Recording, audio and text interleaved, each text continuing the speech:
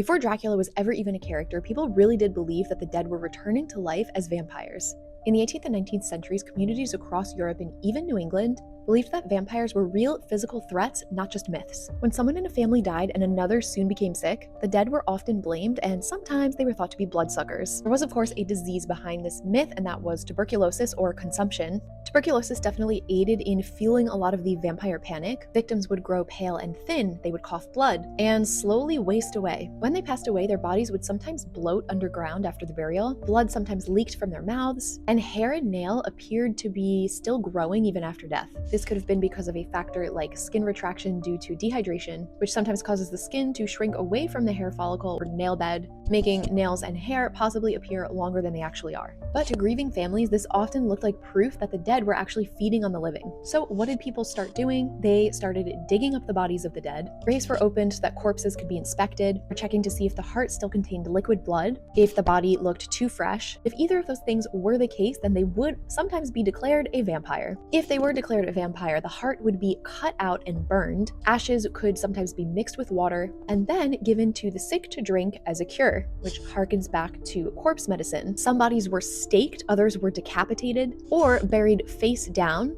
That way, if they did come back from the dead and were indeed vampires, they would dig deeper into the earth instead of rising up from their graves. Many Victorians were terrified of premature burials and being buried alive. Oftentimes, people who were stricken with tuberculosis could fall into sort of coma-like states, but not actually have been dead. And the fear was that they would be buried like that and wake up in their graves. Because of this, things like safety coffins were created, things like bells, tubes, and flags, so that the dead who had maybe come back to life could signal for help in the cemetery. You can see here one of these graveyard bells. Okay, I'm gonna move over a little. It says, "Should thou pass by this Carthan mound and hear the peal of a ringer's sound, summon a grave digger that I may be found before I perish beneath this ground." So the string would go down to the person's grave and they would be able to tug on it and make the bell ring. Enter Bram Stoker and his famous novel Dracula. He absorbed some of this and used it to inspire him for his novel, combined things like Irish folklore about the undead and Victorian obsessions with disease, death, and control, among other things, to create his novel. In the novel, the vampire kind of becomes a metaphor. Blood can represent contagion or disease. Lucy's transformation can represent moral decay. Dracula's foreignness itself can mirror a fear of the time